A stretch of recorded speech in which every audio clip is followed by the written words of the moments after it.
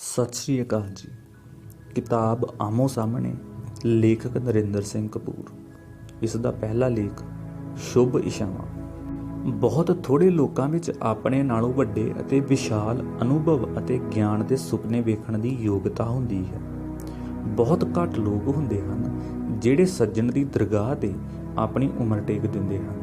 ਅਜਿਹੇ ਲੋਕਾਂ ਨੂੰ ਆਪਣੀਆਂ ਖੁਸ਼ੀਆਂ 'ਤੇ ਵੀ ਮਾਣ ਨਹੀਂ ਹੁੰਦਾ, ਕਿਉਂਕਿ ਇਹਨਾਂ ਦੇ ਜੀਵਨ ਵਿੱਚ ਖੁਸ਼ੀਆਂ ਕਿਸੇ ਦੇ ਆਉਣ 'ਤੇ ਆਉਂਦੀਆਂ ਹਨ ਅਤੇ ਕਿਸੇ ਦੇ ਤੁਰ ਜਾਣ 'ਤੇ ਮੁੱਕ ਜਾਂਦੀਆਂ ਹਨ। ਜਿਉਣਾ ਹਰੇਕ ਲਈ ਸੁਖਾਲਾ ਹੈ, ਹਰ ਕੋਈ ਜੀ ਰਿਹਾ ਹੈ, ਪਰ ਸਲੀਕੇ ਅਤੇ ਹੁਨਰ ਨਾਲ ਜਿਉਣਾ ਬੜੀ ਮਿਹਨਤ ਦੀ ਮੰਗ ਕਰਦਾ ਹੈ। ਆਪਣੇ ਬਾਰੇ ਤਾਂ ਅਸੀਂ ਚੰਗੀ ਰਾਏ ਉਸਾਰ ਲੈਂਦੇ ਹਾਂ, ਪਰ ਦੂਜਿਆਂ ਬਾਰੇ ਚੰਗੀ ਰਾਏ ਉਸਾਰਨੀ ਹਰ ਕਿਸੇ ਦੇ ਵੱਸ ਦੀ ਗੱਲ ਨਹੀਂ ਹੁੰਦੀ।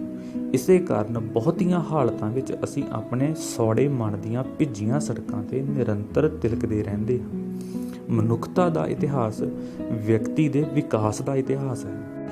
ਵਿਕਸਿਤ ਵਿਅਕਤੀ ਦੂਜਿਆਂ ਦੀ ਹੋਂਦ ਨੂੰ ਖਿੜੇ ਮੱਥੇ ਸਵੀਕਾਰ ਕਰਦਾ ਹੈ ਅਤੇ ਇਸ ਭਾਵਨਾ ਦਾ ਪ੍ਰਗਟਾਵਾ ਉਹ ਮੁਸਕਰਾ ਕੇ ਜਾਂ ਅਸੀਸ ਦੇ ਕੇ ਜਾਂ ਸਹਿਯੋਗ ਦੇ ਕੇ ਜਾਂ ਸ਼ੁਭ ਇਛਾਵਾਂ ਦੇ ਕੇ ਕਰਦਾ ਹੈ। ਦੂਜਿਆਂ ਨਾਲ ਰਲ ਕੇ ਜੀਣ ਦੀ ਲੋਚਾ ਮਨੁੱਖੀ ਸਮਾਜ ਦੀ ਬੁਨਿਆਦ ਹੈ। ਮਨੁੱਖੀ ਜੀਵਨ ਵਿੱਚ ਅਨੇਕਾਂ ਸੰਕਟ ਆਉਂਦੇ ਹਨ, ਪਰ ਰਲ ਕੇ ਜੂਝਣ ਅਤੇ ਜਿਉਣ ਦੀ ਲੋਚਾ ਹਰ ਸੰਕਟ ਨਾਲੋਂ ਵੱਡੀ ਸਾਬਤ ਹੁੰਦੀ ਹੈ। ਕਈ ਵਾਰੀ ਸਾਡੇ ਇੱਕ ਹੱਥ ਵਿੱਚ ਲੋਹਾ ਅਤੇ ਦੂਜੇ ਹੱਥ ਵਿੱਚ ਪਾਰਸ ਹੁੰਦਾ ਹੈ, ਪਰ ਅਸੀਂ ਇੱਕ ਦੂਜੇ ਨੂੰ ਛਹਾਉਣਾ ਭੁੱਲ ਜਾਂਦੇ ਹਾਂ। ਸੋ ਮਨੁੱਖਤਾ ਦਾ ਇਤਿਹਾਸ ਮਨੁੱਖ ਦੀਆਂ ਅਸਫਲਤਾਵਾਂ ਦਾ ਵੀ ਇਤਿਹਾਸ ਹੈ। ਮਨੁੱਖ ਨੇ ਮਨੁੱਖ ਦਾ ਸਨਮਾਨ ਕਰਨ ਦੀ ਜਾਚ ਅਜੇ ਸਿੱਖਣੀ ਹੈ। ਜਿਸ ਸਮਾਜ ਵਿੱਚ ਮਨੁੱਖ ਦੀ ਇੱਜ਼ਤ ਨਹੀਂ ਹੁੰਦੀ, ਉਹ ਸਮਾਜ ਚੰਗੇ ਜੀਵਨ ਦੀ ਨੁਹਾਰ ਅਤੇ ਚੰਗੇ ਇਨਸਾਨ ਨਹੀਂ ਉਪਜਾ ਸਕਦਾ। ਇਕੱਲੇ ਗਾਉਣ, ਮਰਨ, ਹੱਸਣ ਜਾਂ ਰੋਣ ਦਾ ਕੀ ਲਾਭ? ਕਹਿੰਦੇ ਹਨ ਕਿ ਹੰਕਾਰ ਕੇ ਨੱਚਿਆ ਨਹੀਂ ਜਾ ਸਕਦਾ, ਆਪਣੇ ਆਪ ਨੂੰ ਭੁੱਲੇ ਬਿਨਾਂ ਪਿਆਰ ਨਹੀਂ ਕੀਤਾ ਜਾ ਸਕਦਾ ਅਤੇ ਸਤਿਕਾਰ ਭਰੇ ਵਿਸ਼ਵਾਸ ਬਿਨਾਂ ਸ਼ੁਭ ਇਛਾਵਾਂ ਨਹੀਂ ਦਿੱਤੀਆਂ ਜਾ ਸਕਦੀਆਂ। ਕਈ ਵਿਅਕਤੀ ਉਜਾੜ ਵਿੱਚ ਨੱਚਦੇ ਮੋਰ ਵਾਂਗ ਹੁੰਦੇ ਹਨ, ਭਾਵੇਂ ਉਹ ਤਾਰਿਆਂ ਵਾਂਗ ਦੂਰ ਹੁੰਦੇ ਹਨ, ਪਰ ਉਹਨਾਂ ਨੂੰ ਵੇਖਣ, ਸੁਣਨ ਅਤੇ ਪੜ੍ਹਨ ਦੀ ਇੱਛਾ ਬਣੀ ਰਹਿੰਦੀ ਹੈ। ਜਿਵੇਂ ਇਸਤਰੀ ਦਾ ਰੋਣਾ ਕਿਸੇ ਰੋਸ ਦਾ ਪ੍ਰਗਟਾਵਾ ਨਹੀਂ, ਸਗੋਂ ਪਿਆਰ ਦਾ ਤਰਲਾ ਵੀ ਹੁੰਦਾ ਹੈ, ਇਵੇਂ ਹੀ ਸ਼ੁਭ ਇਛਾਵਾਂ ਵਾਲੇ ਲੋਕਾਂ ਵਿਚਲੀ ਰੋਸ ਦੀ ਭਾਵਨਾ ਵਿੱਚ ਵੀ ਸਰਬੱਤ ਦੇ ਭਲੇ ਦੀ ਗੂੰਜ ਹੁੰਦੀ ਹੈ। ਸਾਨੂੰ ਨਿੱਕੀਆਂ ਨਿੱਕੀਆਂ ਗੱਲਾਂ ਹੀ ਖੁਸ਼ੀ ਦਿੰਦੀਆਂ ਹਨ। ਮਹਾਨ ਘਟਨਾਵਾਂ ਸਾਨੂੰ ਸਿੱਧੀਆਂ ਪ੍ਰਭਾਵਿਤ ਨਹੀਂ ਕਰਦੀਆਂ। ਪ੍ਰਭਾਵਿਤ ਅਸੀਂ ਆਪਣੇ ਆਲੇ ਦੁਆਲੇ ਦੇ ਸੰਸਾਰ ਦੀਆਂ ਨਿੱਕੀਆਂ ਨਿੱਕੀਆਂ ਗੱਲਾਂ ਤੋਂ ਹੀ ਹੁੰਦੇ ਹਾਂ। ਲੱਖਾਂ ਕਰੋੜਾਂ ਖਤ ਲਿਫਾਫੇ ਭੇਜੇ ਜਾਂਦੇ ਹਨ, ਪਰ ਤੁਹਾਨੂੰ ਖੁਸ਼ੀ ਉਹਨਾਂ ਖਤਾਂ ਲਿਫਾਫਿਆਂ ਤੋਂ ਪ੍ਰਾਪਤ ਹੁੰਦੀ ਹੈ ਜਿਹੜੇ ਤੁਹਾਡੇ ਨਾਂ ਹੁੰਦੇ ਹਨ। ਤੁਸੀਂ ਜਿਵੇਂ ਜਿਵੇਂ ਪ੍ਰਸਿੱਧ ਹੁੰਦੇ ਜਾਂਦੇ ਹੋ, ਤੁਹਾਡੇ ਘਰ ਦਾ ਪਤਾ ਉਤਨਾ ਹੀ ਸੰਖੇਪ ਹੁੰਦਾ ਜਾਂਦਾ ਹੈ। ਸ਼ੁਭ ਇਛਾਵਾਂ ਅਸੀਸਾਂ ਦਾ ਹੀ ਵਿਸ਼ਾਲ ਰੂਪ ਹੁੰਦੀਆਂ ਹਨ। ਜਦੋਂ ਸਮਾਜ ਛੋਟਾ ਅਤੇ ਜੀਵਨ ਸਾਦਾ ਹੁੰਦਾ ਹੈ, ਤਾਂ ਅਸੀਸਾਂ ਸਾਡੇ ਵਰਤਾਰੇ ਵਿੱਚ ਨਿਮਰਤਾ ਅਤੇ ਨਿਰਮਾਣਤਾ ਲਿਆਉਂਦੀਆਂ ਹਨ। ਜਦੋਂ ਜੀਵਨ ਨਿਸ਼ਚਿਤ ਨਾ ਹੋਵੇ ਅਤੇ ਜੀਵਨ ਨੂੰ ਖਤਰੇ ਵੱਧ ਹੋਣ, ਤਾਂ ਲੰਮੀ ਉਮਰ ਦੀਆਂ ਅਸੀਸਾਂ ਦਿੱਤੀਆਂ ਜਾਂਦੀਆਂ ਹਨ। ਜਦੋਂ ਕਿਸੇ ਸਮਾਜ ਵਿੱਚ ਇਸਤਰੀ ਦੇ ਵਿਧਵਾ ਹੋ ਜਾਣ ਦੀ ਸੂਰਤ ਵਿੱਚ ਦੂਜੇ ਵਿਆਹ ਦੀ ਵਿਵਸਥਾ ਨਾ ਹੋਵੇ ਅਤੇ ਉਸ ਦੀ ਸਮਾਜਿਕ ਪ੍ਰਵਾਨਗੀ ਨਾ ਹੋਵੇ, ਤਾਂ ਉਸ ਦੇ ਸੁਹਾਗਣ ਹੋਣ ਦੀਆਂ ਅਸੀਸਾਂ ਦਿੱਤੀਆਂ ਜਾਂਦੀਆਂ ਹਨ। ਜਦੋਂ ਪੁੱਤਰ ਅਚਾਨਕ ਮੁੱਕ ਜਾਂਦੇ ਸਨ, ਤਾਂ ਪੁੱਤਰਾਂ ਨੂੰ ਲੰਮੀ ਉਮਰ ਦੀਆਂ ਅਸੀਸਾਂ ਮਿਲਦੀਆਂ ਸਨ। ਜਦੋਂ ਇਸਤਰੀ ਪ੍ਰਸੂਤ ਪੀੜਾ ਵਿੱਚ ਮਰ ਜਾਂਦੀ ਸੀ, ਤਾਂ ਪੁੱਤਾਂ ਪੋਤਰਿਆਂ ਵਾਲੀ ਹੋਣ ਦੀਆਂ ਅਸੀਸਾਂ ਦੇਣ ਦਾ ਰਿਵਾਜ ਸੀ। ਪੁੱਤਰਾਂ ਨੂੰ ਵੀ ਲਾਡ ਇਸੇ ਲਈ ਕੀਤਾ ਜਾਂਦਾ ਸੀ ਕਿਉਂਕਿ ਉਹਨਾਂ ਦੇ ਜੀਵਨ ਨੂੰ ਖਤਰੇ ਵਧੇਰੇ ਸਨ। ਸਾਡੀ ਸੋਚ ਅਤੇ ਸਾਡੇ ਸਮੁੱਚੇ ਵਿਹਾਰ ਦੀਆਂ ਜੜ੍ਹਾਂ ਸਾਡੀ ਰਹਿਣੀ ਬਹਿਣੀ ਵਿੱਚ ਹੀ ਹੁੰਦੀਆਂ ਹਨ। ਅਸੀਸ ਦਿੱਤੀ ਇਸਤਰੀ ਨੂੰ ਜਾਂਦੀ ਹੈ, ਪਰ ਹੁੰਦੀ ਪੁਰਸ਼ ਲਈ ਹੈ। ਗਾਲ ਪੁਰਸ਼ ਨੂੰ ਕੱਢੀ ਜਾਂਦੀ ਹੈ, ਪਰ ਹੁੰਦੀ ਇਸਤਰੀ ਜਾਂ ਪਤਨੀ ਸੰਬੰਧੀ ਹੈ। ਜਿਉਂ-ਜਿਉਂ ਸਮਾਜ ਵੱਡਾ ਅਤੇ ਜੀਵਨ ਗੁੰਝਲਦਾਰ ਹੁੰਦਾ ਗਿਆ ਹੈ, ਤਿਉਂ-ਤਿਉਂ ਸਾਡੀ ਰਹਿਣੀ ਬਹਿਣੀ, ਦੂਜਿਆਂ ਨਾਲ ਸਾਡੇ ਸੰਬੰਧਾਂ ਵਿੱਚ ਅਤੇ ਆਲੇ ਦੁਆਲੇ ਨਾਲ ਸਾਡੇ ਰਿਸ਼ਤੇ ਵਿੱਚ ਵੀ ਪਰਿਵਰਤਨ ਵਾਪਰਿਆ ਹੈ। ਅਸੀਸਾਂ ਆਮ ਕਰਕੇ ਇਸਤਰੀਆਂ ਦਿੰਦੀਆਂ ਹਨ। ਇਹ ਦੇਣ ਦਾ ਹੱਕ ਵੱਡੀ ਉਮਰ ਦੀਆਂ ਇਸਤਰੀਆਂ ਨੂੰ ਹੁੰਦਾ ਹੈ। ਅਸੀਸਾਂ ਆਮ ਕਰਕੇ ਸਾਡੇ ਸਰੀਰ ਦੀ ਸਲਾਮਤੀ ਨਾਲ ਸੰਬੰਧਿਤ ਹੁੰਦੀਆਂ ਹਨ। ਇਹਨਾਂ ਅਸੀਸਾਂ ਦਾ ਸਾਂਝਾ ਉਦੇਸ਼ ਸੰਤਾਨ ਪ੍ਰਾਪਤੀ ਅਤੇ ਸੰਤਾਨ ਦੀ ਲੰਮੀ ਉਮਰ ਦੀ ਕਾਮਨਾ ਹੁੰਦੀ ਹੈ। ਸ਼ੁਭ ਇਛਾਵਾਂ ਅਕਸਰ ਪੁਰਸ਼ ਭੇਟ ਕਰਦੇ ਹਨ ਅਤੇ ਆਮ ਕਰਕੇ ਪੁਰਸ਼ਾਂ ਨੂੰ ਹੀ ਭੇਟ ਕਰਦੇ ਹਨ। ਇਸਤਰੀ ਵੀ ਹੁਣ ਆਪਣੇ ਆਪ ਨੂੰ ਪੁਰਸ਼ ਦੇ ਲਗਭਗ ਬਰਾਬਰ ਸਮਝਣ ਕਰਕੇ ਅਤੇ ਪੁਰਸ਼ ਖੇਤਰ ਵਿੱਚ ਵਿਚਰਨ ਕਾਰਨ ਅਸੀਸਾਂ ਦੀ ਥਾਂ ਸ਼ੁਭ ਇਸ਼ਾਵਾਂ ਦਾ ਆਦਾਨ ਪ੍ਰਦਾਨ ਕਰਨ ਲੱਗ ਪਈ ਹੈ। ਦੂਜੇ ਸ਼ਬਦਾਂ ਵਿੱਚ ਅਸੀਸਾਂ ਅਕਸਰ ਉਸ ਸਮਾਜ ਦਾ ਵਰਤਾਰਾ ਹੁੰਦੀਆਂ ਹਨ ਜਿੱਥੇ ਧਰਮ ਦਾ ਬੋਲਬਾਲਾ ਹੁੰਦਾ ਹੈ ਅਤੇ ਆਰਥਿਕ ਮਜਬੂਰੀਆਂ ਵਧੇਰੇ ਹੁੰਦੀਆਂ ਹਨ, ਅਰਥਾਤ ਵਾਤਾਵਰਣ ਵਿਸ਼ਵਾਸ ਆਧਾਰਿਤ ਹੁੰਦਾ ਹੈ। ਇਵੇਂ ਵੀ ਕਿਹਾ ਜਾ ਸਕਦਾ ਹੈ ਕਿ ਅਨਪੜ੍ਹ ਲੋਕ ਅਸੀਸਾਂ ਦਿੰਦੇ ਲੈਂਦੇ ਹਨ, ਜਦ ਕਿ ਪੜ੍ਹੇ ਲਿਖੇ ਲੋਕ ਸ਼ੁਭ ਇਸ਼ਾਵਾਂ ਦਾ ਲੈਣ ਦੇਣ ਕਰਦੇ ਹਨ। ਸ਼ੁਭ ਇਸ਼ਾਵਾਂ ਦਾ ਅਗਲੇਰਾ ਪੜਾਅ ਤੋਹਫਿਆਂ ਦਾ ਵਟਾਂਦਰਾ ਹੁੰਦਾ ਹੈ। ਸੋ ਅਸੀਸਾਂ, ਸ਼ੁਭ ਇਸ਼ਾਵਾਂ ਅਤੇ ਤੋਹਫੇ ਮਨੁੱਖ ਦੀ ਬਦਲਦੀ ਆਰਥਿਕ ਸਥਿਤੀ ਵਿੱਚੋਂ ਉਪਜਣ ਵਾਲੇ ਵਰਤਾਰੇ ਹਨ। ਅਸੀਸਾਂ ਦਿੱਤੀਆਂ ਜਾਂਦੀਆਂ ਹਨ ਪਰ ਬਦਲੇ ਵਿੱਚ ਕੁਝ ਮਿਲਣ ਦੀ ਕੋਈ ਆਸ ਨਹੀਂ ਕੀਤੀ ਜਾਂਦੀ, ਜਦੋਂ ਕਿ ਸ਼ੁਭ ਇਸ਼ਾਵਾਂ ਦਿੱਤੀਆਂ ਜਾਂਦੀਆਂ ਹਨ ਤਾਂ ਕਿ ਸ਼ੁਭ ਇਸ਼ਾਵਾਂ ਪ੍ਰਾਪਤ ਕੀਤੀਆਂ ਜਾ ਸਕਣ। ਜਦੋਂ ਵਪਾਰਕ ਬਿਰਤੀ ਬਲਵਾਨ ਹੋ ਜਾਂਦੀ ਹੈ ਤਾਂ ਸ਼ੁਭ ਇਸ਼ਾਵਾਂ ਵੀ ਹਿਸਾਬ ਕਿਤਾਬ ਨਾਲ ਦਿੱਤੀਆਂ ਜਾਂਦੀਆਂ ਹਨ। ਕਈ ਸ਼ੁਭ ਇਸ਼ਾਵਾਂ ਇਵੇਂ ਦਿੰਦੇ ਹਨ ਜਿਵੇਂ ਰਸੀਦ ਮੰਗ ਰਹੇ ਹੋਣ, ਭਾਵੇਂ ਰਸੀਦ ਮੰਗੀ ਨਾ ਜਾਵੇ ਪਰ ਰਸੀਦ ਦੀ ਆਸ ਜ਼ਰੂਰ ਕੀਤੀ ਜਾਂਦੀ ਹੈ। ਕਿਸੇ ਸੋਚੇ ਸਮਝੇ ਉਦੇਸ਼ ਤੋਂ ਬਿਨਾਂ ਤੋਹਫਾ ਨਹੀਂ ਦਿੱਤਾ ਜਾ ਸਕਦਾ। ਤੋਹਫਾ ਦੇ ਕੇ ਕੋਈ ਪੁਰਾਣਾ ਕਰਜ਼ ਲਾਹਿਆ ਜਾਂਦਾ ਹੈ ਜਾਂ ਭਵਿੱਖ ਵਿੱਚ ਕਿਸੇ ਉਦੇਸ਼ ਦੀ ਪੂਰਤੀ ਨੂੰ ਧਿਆਨ ਵਿੱਚ ਰੱਖਿਆ ਜਾਂਦਾ ਹੈ। ਨਿਰਸੰਦੇਹ ਹਰ ਕਿਸੇ ਦੇ ਜੀਵਨ ਵਿੱਚ ਕਈ ਅਜਿਹੇ ਵਿਅਕਤੀ ਹੁੰਦੇ ਹਨ ਜਾਂ ਆਉਂਦੇ ਹਨ ਜਿਹੜੇ ਨਿਰੋਲ ਪਿਆਰ ਦੀ ਭਾਵਨਾ ਨਾਲ ਸ਼ੁਭ ਇਸ਼ਾਵਾਂ ਜਾਂ ਤੋਹਫੇ ਦਿੰਦੇ ਹਨ ਅਤੇ ਸਾਡੇ ਮਨ ਵਿੱਚ ਸੱਚਾ ਸੁੱਚਾ ਪਿਆਰ ਅਤੇ ਸਤਿਕਾਰ ਵੀ ਅਜਿਹੇ ਵਿਅਕਤੀਆਂ ਲਈ ਹੀ ਹੁੰਦਾ ਹੈ। ਪਰ ਅਜਿਹੇ ਲੋਕਾਂ ਦੀ ਗਿਣਤੀ ਘਟ ਰਹੀ ਹੈ ਅਤੇ ਨਿਰੰਤਰ ਘਟੇਗੀ। ਜਿਤਨਾ ਅਸੀਂ ਘੱਟ ਜਾਣਦੇ ਹਾਂ ਉਤਨਾ ਹੀ ਅਸੀਂ ਵਧੇਰੇ ਸ਼ੱਕੀ ਅਤੇ ਅੰਧ ਵਿਸ਼ਵਾਸੀ ਹੁੰਦੇ ਹਾਂ। ਨਿੱਕੀਆਂ ਥਾਵਾਂ ਤੇ ਰਹਿ ਕੇ ਵਿਸ਼ਾਲ ਹਿਰਦੇ ਵਾਲਾ ਹੋਣਾ ਅਸੰਭਵ ਨਹੀਂ ਤਾਂ ਕਠਿਨ ਜ਼ਰੂਰ ਹੁੰਦਾ ਹੈ, ਜਦੋਂ ਕਿ ਵੱਡੇ ਸ਼ਹਿਰਾਂ ਦੇ ਸੁੰਗੜੇ ਘਰਾਂ ਵਿੱਚ ਰਹਿੰਦਿਆਂ ਵਿਸ਼ਾਲ ਹਿਰਦੇ ਵਾਲਾ ਹੋਣਾ ਸੰਭਵ ਹੀ ਨਹੀਂ ਹੁੰਦਾ। ਸ਼ਹਿਰੀ ਜੀਵਨ ਦੇ ਕਾਰ ਵਿਹਾਰ ਵਿੱਚ ਸਵਾਰਥੀ ਰਸਮਾਂ ਪ੍ਰਧਾਨ ਹੋ ਗਈਆਂ ਹਨ ਅਤੇ ਬੰਦੇ ਮਨਫੀ ਹੋ ਗਏ ਹਨ। ਹਰ ਕਿਸੇ ਵੱਲੋਂ ਹਰ ਕਿਸੇ ਦੇ ਪਖੰਡ ਨੂੰ ਜਾਣਨ ਕਾਰਨ ਕਿਸੇ ਦਾ ਸੱਚਾ ਸਤਿਕਾਰ ਕਰਨਾ ਮੁਸ਼ਕਲ ਹੋ ਗਿਆ ਹੈ। ਸ਼ਹਿਰਾਂ ਵਿੱਚ ਉਹੀ ਸੁੰਦਰ ਅਤੇ ਚੰਗਾ ਹੈ ਜੋ ਜਾਣਿਆ ਨਹੀਂ ਗਿਆ। ਸ਼ਹਿਰਾਂ ਵਿੱਚ ਹਰ ਕੋਈ ਰੁੱਝਿਆ ਹੋਇਆ ਹੈ ਅਤੇ ਕਈ ਵਾਰੀ ਆਪਣੇ ਆਪ ਨੂੰ ਮਿਲਿਆਂ ਵੀ ਵਰ੍ਹੇ ਬੀਤ ਜਾਂਦੇ ਹਨ। ਕਈ ਵਾਰੀ ਅਸੀਂ ਸੋਚ ਲੈਂਦੇ ਹਾਂ ਕਿ ਦੂਜੇ ਸੋਚਦੇ ਨਹੀਂ ਹੋਣਗੇ। ਅਸੀਂ ਹੈਰਾਨ ਹੁੰਦੇ ਹਾਂ ਕਿ ਦੂਜੇ ਸਾਨੂੰ ਵੇਖ ਕੇ ਹੈਰਾਨ ਕਿਉਂ ਨਹੀਂ ਹੁੰਦੇ। ਸ਼ਹਿਰੀ ਜੀਵਨ ਵਿੱਚ ਮੁਕਾਬਲੇ ਦੀ ਬਿਰਤੀ ਕਾਰਨ ਬੁੱਲਾਂ ਦੀ ਥਾਲੀ ਵਿੱਚ ਸੁੱਚਾ ਹਾਸਾ ਪਰੋਸਣਾ ਸੰਭਵ ਨਹੀਂ ਰਿਹਾ। ਸ਼ਹਿਰੀ ਜੀਵਨ ਵਿੱਚ ਉਹ ਇਮਾਨਦਾਰੀ ਹੀ ਨਹੀਂ ਕਿ ਸੋਹਣੇ ਯਾਰ ਦੁਆਲੇ ਨੱਚਿਆ ਜਾ ਸਕੇ। ਜਦੋਂ ਮਨ ਵਿੱਚ ਸ਼ੁਭ ਇੱਛਾ ਦੀ ਭਾਵਨਾ ਹੀ ਨਹੀਂ ਤਾਂ ਸ਼ੁਭ ਇੱਛਾਵਾਂ ਦੇ ਆਦਾਨ ਪ੍ਰਦਾਨ ਦਾ ਕੀ ਅਰਥ? ਕੋਈ ਵੀ ਚੰਗਾ ਕੰਮ ਸੌਖਾ ਨਹੀਂ ਹੁੰਦਾ ਅਤੇ ਕੋਈ ਵੀ ਸੌਖਾ ਕੰਮ ਇਮਾਨਦਾਰ ਨਹੀਂ ਹੁੰਦਾ। ਇਮਾਨਦਾਰ ਹੋਏ ਬਿਨਾਂ ਹੰਢਣਸਾਰ ਰਿਸ਼ਤਾ ਨਹੀਂ ਉਸਰ ਸਕਦਾ ਅਤੇ ਹੰਢਣਸਾਰ ਰਿਸ਼ਤੇ ਬਿਨਾਂ ਅਸੀਂ ਮਨ ਦੀ ਲੰਬੀ ਯਾਤਰਾ ਤੇ ਨਹੀਂ ਨਿਕਲ ਸਕਦੇ। ਇਸ ਯਾਤਰਾ ਤੋਂ ਬਿਨਾਂ ਮਨ ਦਾ ਚਾਨਣ ਪ੍ਰਾਪਤ ਨਹੀਂ ਹੁੰਦਾ ਅਤੇ ਮਨ ਦੇ ਇਸ ਚਾਨਣ ਬਿਨਾਂ ਆਪਣੇ ਸੱਜਣ ਦਾ ਮੂੰਹ ਨਹੀਂ ਵੇਖਿਆ ਜਾ ਸਕਦਾ ਅਤੇ ਜਿਸ ਸੱਜਣ ਦਾ ਮੂੰਹ ਹੀ ਨਾ ਦਿਸੇ ਉਸ ਨਾਲ ਗੱਲਾਂ ਕਿਵੇਂ ਕੀਤੀਆਂ ਜਾ ਸਕਦੀਆਂ। ਸੱਜਣ ਨਾਲ ਕੀਤੀਆਂ ਜਾਣ ਵਾਲੀਆਂ ਗੱਲਾਂ ਪਿਆਰ ਵਾਲੀ ਬੀੜ ਵਿੱਚੋਂ ਵਾਗ ਲੈਣ ਵਾਂਗ ਹੁੰਦੀਆਂ ਹਨ। ਜਿਹੜਾ ਦੋ ਅੱਖੀਆਂ ਦੀ ਨੀਂਦਰ ਵਿੱਚ ਸੁਪਨਾ ਬਣ ਕੇ ਨਹੀਂ ਆਉਂਦਾ ਉਸ ਨੂੰ ਪੰਛੀਆਂ ਦੀਆਂ ਡਾਰਾਂ ਵਰਗੀਆਂ ਸ਼ੁਭ ਇੱਛਾਵਾਂ ਕਿਵੇਂ ਭੇਜੀਆਂ ਜਾ ਸਕਦੀਆਂ ਹਨ। ਜਦੋਂ ਤੱਕ ਸਾਰੀ ਰਾਤ ਕਿਸੇ ਦੇ ਖਿਆਲਾਂ ਵਿੱਚ ਨਾ ਗੁਜ਼ਰੇ, ਜਦੋਂ ਤੱਕ ਕਿਸੇ ਦੀਆਂ ਯਾਦਾਂ ਨਾਲ ਉੱਦੜ ਜਾਣ ਦੀ ਸਮਰੱਥਾ ਨਾ ਜਾਗੇ, ਜਦੋਂ ਤੱਕ ਕਿਸੇ ਦੇ ਵਾਅਦੇ ਸੌੜੀ ਛਾਪ ਵਾਂਗ ਨਾ ਸਤਾਉਣ, ਉਦੋਂ ਤੱਕ ਸ਼ੁਭ ਇੱਛਾਵਾਂ ਦੇਣ ਦੀ ਕਾਹਲ ਨਹੀਂ ਕਰਨੀ ਚਾਹੀਦੀ। ਇੱਜ਼ਤ ਬਿਨਾਂ ਧਨ ਕਿਸ ਕੰਮ? ਪਿਆਰ ਬਿਨਾਂ ਸ਼ੁਭ ਇੱਛਾਵਾਂ ਦਾ ਕੀ ਅਰਥ? ਦਰਦ ਬਿਨਾਂ ਰਿਸ਼ਤੇ ਦਾ ਕੀ ਮਾਣ? ਸ਼ੁਭ ਇੱਛਾਵਾਂ ਦਾ ਵਿਗੜਿਆ ਰੂਪ ਗਾਲਾਂ ਹੁੰਦੀਆਂ ਹਨ। ਜਿਹੜਾ ਸਾਡੇ ਪਿਆਰ ਅਤੇ ਸ਼ੁਭ ਇੱਛਾਵਾਂ ਦੇ ਯੋਗ ਨਹੀਂ ਰਹਿੰਦਾ ਅਸੀਂ ਉਸ ਨੂੰ ਗਾਲਾਂ ਨਾਲ ਨਿਵਾਜਦੇ ਹਾਂ। ਗਾਲਾਂ ਸਾਡੀ ਤੀਬਰ ਭਾਵਨਾ ਅਤੇ ਜਾਗੇ ਹੋਏ ਰੋਸ ਦਾ ਪ੍ਰਗਟਾਵਾ ਹੁੰਦੀਆਂ ਹਨ। ਜਿਸ ਨੂੰ ਅਸੀਂ ਕੁਝ ਵੀ ਚੰਗਾ ਨਹੀਂ ਦੇ ਸਕਦੇ ਉਸ ਨੂੰ ਅਸੀਂ ਗਾਲਾਂ ਦਿੰਦੇ ਹਾਂ। ਤੇਜ਼ ਰਫ਼ਤਾਰ ਵਾਲੇ ਜੀਵਨ ਦੀਆਂ ਗਾਲਾਂ ਵੀ ਤੇਜ਼ ਹੁੰਦੀਆਂ ਹਨ।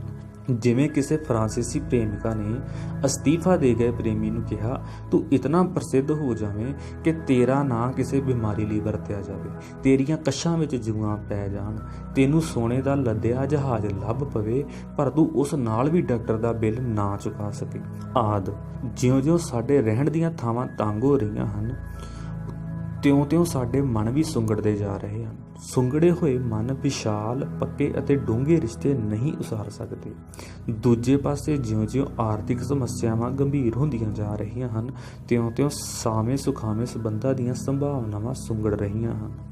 ਜਦੋਂ ਸਾਨੂੰ ਆਪਣੇ ਨੇੜੇ ਦੇ ਜੀਵਨ ਵਿੱਚ ਤਸੱਲੀ ਨਹੀਂ ਮਿਲਦੀ ਤਾਂ ਅਸੀਂ ਦੂਰ ਦੁਰਾਡੀਆਂ ਥਾਵਾਂ 'ਤੇ ਰਹਿਣ ਵਾਲਿਆਂ ਨਾਲ ਸਾਂਝਾਂ ਉਸਾਰਦੇ ਹਾਂ। ਦੁਮੇਲ ਸਦਾ ਸੁੰਦਰ ਅਤੇ ਸਦਦੇ ਪ੍ਰਤੀਤ ਹੁੰਦੇ ਹਨ। ਦੂਰ ਬੈਠਿਆਂ ਨਾਲ ਅਸੀਂ ਕਲਮੀ ਸਾਂਝ ਪਾਉਂਦੇ ਹਾਂ। ਇਹ ਨਵੇਂ ਯੁੱਗ ਦੀਆਂ ਰਿਸ਼ਤੇਦਾਰੀਆਂ ਹਨ। ਕੋਈ ਵੀ ਰਿਸ਼ਤਾ ਤਾਂ ਹੀ ਚੱਲ ਸਕਦਾ ਹੈ ਜੇਕਰ ਦੋਹਾਂ ਧਿਰਾਂ ਵਿੱਚ ਇੱਕ ਦੂਜੇ ਦੇ ਮਨ ਨੂੰ ਸੰਤੁਸ਼ਟ ਕਰਨ ਦੀ ਸਮਰੱਥਾ ਹੋਵੇ। ਸ਼ੁਭ ਇਛਾਵਾਂ ਦੇ ਪੱਖ ਤੋਂ ਇਹ ਸਮਰੱਥਾ ਸ਼ੁਭ ਇਛਾਵਾਂ ਦੇ ਕਾਰਡ ਭੇਜਣ ਦੀ ਥਾਂ ਖਤ ਲਿਖਣ ਵਿੱਚ ਪ੍ਰਗਟ ਹੋਣੀ ਚਾਹੀਦੀ ਹੈ। ਅਸੀਂ ਝਟਪਟ ਹਰ ਰਿਸ਼ਤੇ ਨੂੰ ਕੋਈ ਨਾ ਕੋਈ ਨਾਂ ਦੇ ਕੇ ਉਸ ਦਾ ਵਿਸ਼ਾਲ ਖੇਤਰ ਸੀਮਿਤ ਕਰ ਦਿੰਦੇ ਹਾਂ। ਪੁਰਸ਼ ਪ੍ਰੇਮਿਕਾ ਨੂੰ ਪਤਨੀ ਬਣਾ ਕੇ ਉਸ ਦਾ ਮਹੱਤਵ ਘਟਾ ਦਿੰਦਾ ਹੈ। ਇਸ ਰਿਸ਼ਤੇ ਦੇ ਸੀਮਿਤ ਵਾਤਾਵਰਣ ਵਿੱਚ ਸੁੰਗੜਨ ਦੇ ਅਵਸਰ ਤਾਂ ਹੁੰਦੇ ਹਨ, ਪਰ ਫੈਲਣ ਦੀ ਸੰਭਾਵਨਾ ਨਹੀਂ ਹੁੰਦੀ। ਸ਼ੁਭ ਇਛਾਵਾਂ ਜ਼ਿੰਮੇਵਾਰੀ ਜਗਾਉਂਦੀਆਂ ਹਨ। ਸ਼ੁਭ ਇਛਾਵਾਂ ਦੇਣੀਆਂ ਇੱਕ ਪੱਖ ਹੈ, ਕਿਸੇ ਦੀਆਂ ਸ਼ੁਭ ਇਛਾਵਾਂ ਦੇ ਯੋਗ ਹੋਣਾ ਬਿਲਕੁਲ ਵੱਖਰੀ ਗੱਲ ਹੈ। ਸ਼ੁਭ ਇਛਾਵਾਂ ਸੰਕਟ ਵਿੱਚ ਸਾਨੂੰ ਅਡੋਲ ਖੜੇ ਰਹਿਣ ਦਾ ਸਾਹਸ ਦਿੰਦੀਆਂ ਹਨ, ਪਰ ਸੰਕਟ ਦਾ ਟਾਕਰਾ ਅੰਦਰਲੀ ਸ਼ਕਤੀ ਨਾਲ ਹੀ ਕੀਤਾ ਜਾ ਸਕਦਾ ਹੈ। ਸਮਾਜ ਸਾਡੇ ਤੋਂ ਕਿਸੇ ਯੋਗਦਾਨ ਦੀ ਮੰਗ ਨਹੀਂ ਕਰਦਾ। ਸਮਾਜ ਚਾਹੁੰਦਾ ਹੈ ਕਿ ਅਸੀਂ ਚੰਗੇ ਇਨਸਾਨ ਬਣੀਏ ਅਤੇ ਆਪਣਾ ਜੀਵਨ ਭਰਪੂਰ ਬਣਾਈਏ। ਭਰਪੂਰ ਵਿਅਕਤੀ ਡੁੱਲਦਾ ਹੈ ਅਤੇ ਉਸ ਦੇ ਡੁੱਲਣ ਨਾਲ ਸਮਾਜ ਦੀਆਂ ਖਾਲੀ ਅਤੇ ਉਜਾੜ ਥਾਵਾਂ ਭਰਦੀਆਂ ਹਨ। ਭਰਪੂਰ ਵਿਅਕਤੀਆਂ ਕੋਲ ਧਨ ਦੀ ਅਮੀਰੀ ਨਹੀਂ ਹੁੰਦੀ, ਸੋਚ, ਪ੍ਰੇਰਨਾ ਅਤੇ ਉਤਸ਼ਾਹ ਦੀ ਅਮੀਰੀ ਹੁੰਦੀ ਹੈ। ਜੇ ਤੁਸੀਂ ਕਿਸੇ ਤੋਂ ਕੁਝ ਲੈਣਾ ਦੇਣਾ ਨਾ ਹੋਵੇ ਤਾਂ ਹੀ ਸ਼ੁਭ ਇਛਾਵਾਂ ਦਾ ਕੋਈ ਮੁੱਲ ਹੁੰਦਾ ਹੈ। ਲੈਣ ਦੇਣ ਤੋਂ ਮੁਕਤ ਹੋ ਕੇ ਹੀ ਅਸੀਂ ਕਿਸੇ ਬਾਰੇ ਸੱਚੀ ਰਾਏ ਪ੍ਰਗਟਾ ਸਕਦੇ ਹਾਂ। ਕਿਸੇ ਨੂੰ ਵੀ ਇਤਨੀ ਖੁੱਲ੍ਹ ਨਹੀਂ ਦੇਣੀ ਚਾਹੀਦੀ ਕਿ ਉਹ ਤੁਹਾਡੇ ਮੂੰਹ ਉੱਤੇ ਹੀ ਤੁਹਾਡੀ ਪ੍ਰਸ਼ੰਸਾ ਕਰਨ ਲੱਗ ਪਵੇ, ਕਿਉਂਕਿ ਇਹ ਪ੍ਰਸ਼ੰਸਾ ਘੱਟ ਅਤੇ ਚਾਪਲੂਸੀ ਵੱਧ ਹੋਵੇਗੀ। ਧੰਨਵਾਦ ਦੇ ਹੁਲਾਰੇ ਵਿੱਚ ਕਹੇ ਹੋਏ ਸ਼ਬਦ ਸਾਨੂੰ ਸ਼ਕਤੀ ਦਿੰਦੇ ਹਨ ਅਤੇ ਸਾਡਾ ਇਰਾਦਾ ਮਜ਼ਬੂਤ ਹੁੰਦਾ ਹੈ। ਜੀਵਨ ਵਿੱਚ ਕੁਝ ਚੰਗਾ ਕਰਨ ਲਈ ਸ਼ਕਤੀ ਦੀ ਘਾਟ ਨਹੀਂ ਹੁੰਦੀ, ਪੱਕੇ ਅਤੇ ਦ੍ਰਿੜ ਇਰਾਦੇ ਦੀ ਘਾਟ ਹੁੰਦੀ ਹੈ। ਜਾਨਵਰਾਂ ਵਿੱਚ ਵੀ ਸ਼ੁਭ ਇਛਾਵਾਂ ਦੇਣ ਦੀ ਪਿਰਤ ਹੈ। ਜਾਨਵਰ ਪਿਆਰ ਕਰਨ ਜਾਂ ਪਿਆਰ ਜਤਾਉਣ ਵੇਲੇ ਉਹੀ ਹਰਕਤਾਂ ਕਰਦੇ ਹਨ ਜਿਹੜੀਆਂ ਅਕਸਰ ਲੜਨ ਵਾਲੀਆਂ ਹੁੰਦੀਆਂ ਹਨ। ਕੁੱਤੇ ਇੱਕ ਦੂਜੇ ਨੂੰ ਪੰਜੇ ਮਾਰਦੇ ਹਨ, ਦੂਜੇ ਜਾਨਵਰ ਸਿੰਗ ਫਸਾਉਂਦੇ ਹਨ। ਉਹ ਦੱਸ ਰਹੇ ਹੁੰਦੇ ਹਨ, ਮੈਂ ਤੈਨੂੰ ਜ਼ਖਮੀ ਕਰ ਸਕਦਾ ਹਾਂ ਪਰ ਕਰਾਂਗਾ ਨਹੀਂ।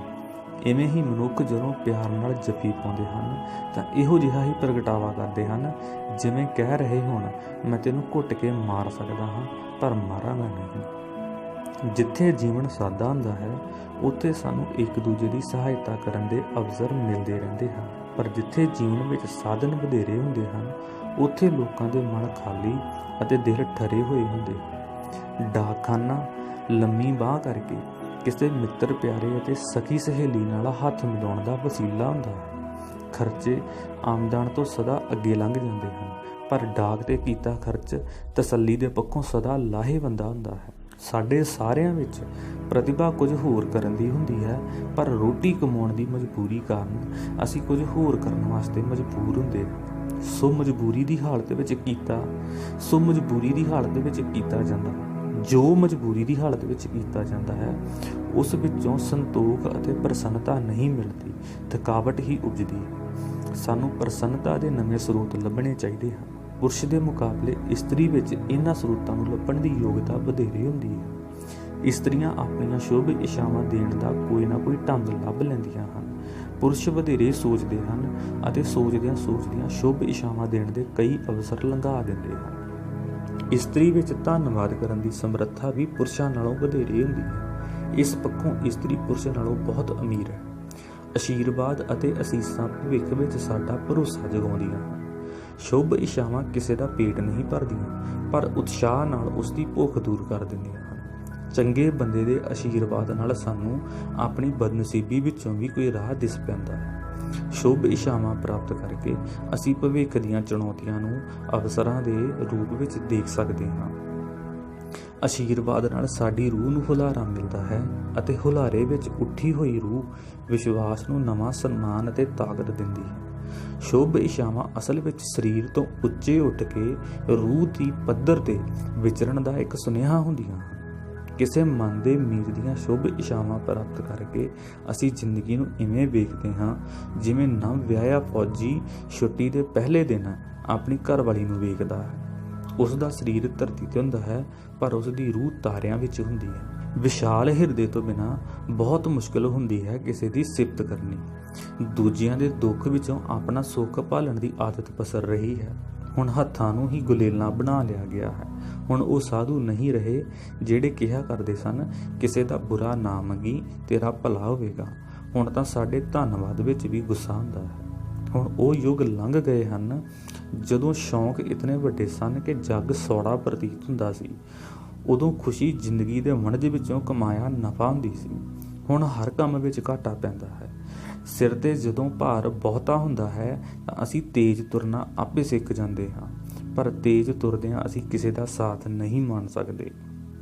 ਹੁਣ ਮਨੁੱਖ ਨੂੰ ਰਿਸ਼ਤਿਆਂ ਵਿੱਚੋਂ ਨਹੀਂ ਵਸਤਾਂ ਵਿੱਚੋਂ ਵਧੇਰੇ ਤਸੱਲੀ ਮਿਲਦੀ ਹੈ, ਪਰ ਜਲਦੀ ਹੀ ਸੋਝੀ ਹੋ ਜਾਂਦੀ ਹੈ ਕਿ ਜਿਉਂ-ਜਿਉਂ ਚੀਜ਼ਾਂ ਵਸਤਾਂ ਨਾਲ ਮੋਹ ਘਟਦਾ ਹੈ ਤਿਉਂ-ਤਿਉਂ ਹੀ ਮਨੁੱਖਾਂ ਨਾਲ ਮੋਹ ਵੱਧਦਾ ਹੈ। ਇਸ ਮੋਹ ਵਿੱਚ ਖੁਸ਼ੀ ਲੁਕੀ ਹੋਈ ਹੁੰਦੀ ਹੈ। ਆਪਣੇ ਪਿਆਰਿਆਂ ਦੀ ਖੁਸ਼ੀ ਪ੍ਰਤੀ ਸੁਚੇਤ ਹੋਣ ਨਾਲ ਹੀ ਸਾਡੀ ਖੁਸ਼ੀ ਵੱਧ ਜਾਂਦੀ ਹੈ। ਇਹ ਵਧੀ ਹੋਈ ਖੁਸ਼ੀ ਹੀ ਸਾਡੇ ਵਿੱਚ ਆਪਣੇ ਆਪ ਨੂੰ ਲੁਟਾਉਣ ਦੀ ਅਮੀਰੀ ਉਪਜਾਉਂਦੀ ਹੈ। ਇਹ ਅਮੀਰੀ ਸਾਡੇ ਵਿੱਚ ਦੂਜਿਆਂ ਨੂੰ ਉਹਨਾਂ ਦੇ ਦੋਸ਼ਾਂ ਦੇ ਬਾਵਜੂਦ ਸਵੀਕਾਰ ਕਰਨ ਦੀ ਦਲੇਰੀ ਪੈਦਾ ਕਰਦੀ ਹੈ। ਨਿੰਦਾ ਨੀਵਾਂ ਬੰਦਾ ਹੀ ਕਰਦਾ ਹੈ, ਉੱਚੇ ਬੰਦੇ ਤਾਂ ਮਾਫ ਕਰਦੇ ਹਨ। ਜਿਵੇਂ ਸ਼ਰਮ ਮੈਲੀ ਅੱਖ ਤੋਂ ਬਚਣ ਦਾ ਇੱਕ ਸਾਧਨ ਅਤੇ ਪੈਂਤੜਾ ਹੁੰਦੀ ਹੈ, ਇਵੇਂ ਹੀ ਕਿਸੇ ਵੱਲੋਂ ਨਿੰਦਾ ਸੁਣਨ ਦੇ ਬਾਵਜੂਦ ਚੁੱਪ ਰਹਿਣਾ ਉਸ ਨੂੰ ਉਸਦੇ ਆਪਣੇ ਅਖਾੜੇ ਵਿੱਚ ਹੀ ਹਰਾਉਣ ਵਾਂਗ ਹੁੰਦਾ ਹੈ। ਕਿਸੇ ਨੂੰ ਸੁੰਗੜੇ ਹੋਏ ਮਨ ਨਾਲ ਸਲਾਬੀਆਂ ਜਿਹੀਆਂ ਸ਼ੁਭ ਇਛਾਵਾਂ ਦੇਣ ਦੀ ਥਾਂ ਚੁੱਪ ਹੈ ਚੰਗਾ ਹੀ ਰਿਹਾ ਜਾਵੇ। ਸਾਡੇ ਜੀਵਨ ਵਿੱਚ ਕਈ ਅਜਿਹੇ ਵਿਅਕਤੀ ਆਉਂਦੇ ਹਨ ਜਿਨ੍ਹਾਂ ਨਾਲ ਨਾ ਗੁੱਸੇ ਹੋਇਆ ਜਾ ਸਕਦਾ ਹੈ ਨਾ ਰੁੱਸਿਆ ਜਾ ਸਕਦਾ ਹੈ। ਉਹਨਾਂ ਨਾਲ ਮਿਲ ਕੇ ਖੁਸ਼ ਹੀ ਹੋਇਆ ਜਾ ਸਕਦਾ ਹੈ। ਉਹਨਾਂ ਨਾਲੋਂ ਵਿਛੜ ਕੇ ਉਦਾਸ ਹੋਣ ਤੋਂ ਸਿਵਾਏ ਕੋਈ ਰਾਹ ਨਹੀਂ ਹੁੰਦਾ। ਅਜਿਹੇ ਵਿਅਕਤੀ ਜਿੱਥੇ ਵੀ ਹੁੰਦੇ ਹਨ ਉਸ ਥਾਂ ਦਾ ਸੁਭਾਗ ਹੁੰਦੇ ਹਨ। ਉਹਨਾਂ ਦਾ ਸਾਡੇ 'ਤੇ ਕੁਝ ਅਜਿਹਾ ਪ੍ਰਭਾਵ ਹੁੰਦਾ ਹੈ ਕਿ ਜਦੋਂ ਵੀ ਜ਼ਿੰਦਗੀ ਵਿੱਚ ਕੁਝ ਚੰਗਾ ਅਤੇ ਸੋਹਣਾ ਵਾਪਰਦਾ ਹੈ ਤਾਂ ਸਾਨੂੰ ਉਹਨਾਂ ਦਾ ਖਿਆਲ ਆਉਂਦਾ ਹੈ। ਉਹਨਾਂ ਦੀ ਸ਼ਾਨ ਵਿੱਚ ਅਸੀਂ ਕੁਝ ਵੀ ਅਜਿਹਾ ਕਰਨਾ ਨਹੀਂ ਚਾਹੁੰਦੇ ਜਿਸ ਨਾਲ ਉਹਨਾਂ ਦਾ ਨਾਮ ਮੈਲਾ ਹੁੰਦਾ ਹੋਵੇ। ਅਸੀਂ ਉਹਨਾਂ ਨੂੰ ਉਹ ਤੋਹਫੇ ਦੇਣੇ ਚਾਹੁੰਦੇ ਹਾਂ ਜਿਨ੍ਹਾਂ ਵਾਸਤੇ ਅਸੀਂ ਆਪਣੇ ਆਪ ਨੂੰ ਵੀ ਯੋਗ ਨਹੀਂ ਸਮਝਿਆ ਹੁੰਦਾ। ਇਹਨਾਂ ਲੋਕਾਂ ਤੋਂ ਸਾਨੂੰ ਕਿਸੇ ਨੂੰ ਕੁਝ ਦੇਣ ਵਿੱਚ ਛੁਪੀ ਖੁਸ਼ੀ ਦਾ ਅਹਿਸਾਸ ਪ੍ਰਾਪਤ ਹੁੰਦਾ ਹੈ। ਕੋਈ ਵਿਅਕਤੀ ਕਿਸੇ ਨੂੰ ਸ਼ੁਭ ਇਛਾਵਾਂ ਉਦੋਂ ਹੀ ਦੇਣ ਯੋਗ ਹੁੰਦਾ ਹੈ ਜਦੋਂ ਉਹ ਆਪਣੇ ਮਾਪਿਆਂ ਨੂੰ ਸੱਚੇ ਸਤਿਕਾਰ ਦੀ ਦ੍ਰਿਸ਼ਟੀ ਨਾਲ ਵੇਖਣ ਲੱਗ ਪਵੇ। ਇਹ ਨਿਰਮਾਣਤਾ ਉਸ ਦੇ ਉੱਚੇ ਉੱਠਣ ਅਤੇ ਆਪ ਸਤਿਕਾਰਯੋਗ ਬਣਨ ਦਾ ਪ੍ਰਮਾਣ ਹੁੰਦੀ ਹੈ। ਜਿਨ੍ਹਾਂ ਨੂੰ ਮਿਹਰਬਾਨਾਂ ਦਾ ਧੰਨਵਾਦ ਕਰਨਾ ਨਹੀਂ ਆਉਂਦਾ ਉਹਨਾਂ ਨੂੰ ਸ਼ੁਭ ਇਛਾਵਾਂ ਵੀ ਦੇਣੀਆਂ ਨਹੀਂ ਆਉਂਦੀਆਂ। ਇਹ ਸਮਝਣਾ ਵੀ ਜ਼ਰੂਰੀ ਹੈ ਕਿ ਸੌਗਾਤ ਇੱਕ ਅਜਿਹੀ ਵਸਤੂ ਹੁੰਦੀ ਹੈ ਜਿਹੜੀ ਅਸੀਂ ਕਮਾਈ ਨਹੀਂ ਹੁੰਦੀ ਅਤੇ ਸਾਡੇ ਕਮਾਉਣ ਬਿਨਾਂ ਸਾਨੂੰ ਦਿੱਤੀ ਜਾ ਰਹੀ ਹੁੰਦੀ ਹੈ। ਕੋਈ ਸੌਗਾਤ ਪ੍ਰਾਪਤ ਕਰਕੇ ਉਸ ਦੇ ਯੋਗ ਹੋਣਾ ਹਰ ਕਿਸੇ ਦੇ ਵੱਸ ਦੀ ਗੱਲ ਨਹੀਂ ਹੁੰਦੀ। ਇਹੀ ਕਾਰਨ ਹੈ ਕਿ ਅੱਜ ਕੱਲ੍ਹ ਬਹੁਤੀਆਂ ਸੌਗਾਤਾਂ ਰਿਸ਼ਵਤਾਂ ਵਾਂਗ ਦਿੱਤੀਆਂ ਲਈਆਂ ਜਾਂਦੀਆਂ ਹਨ।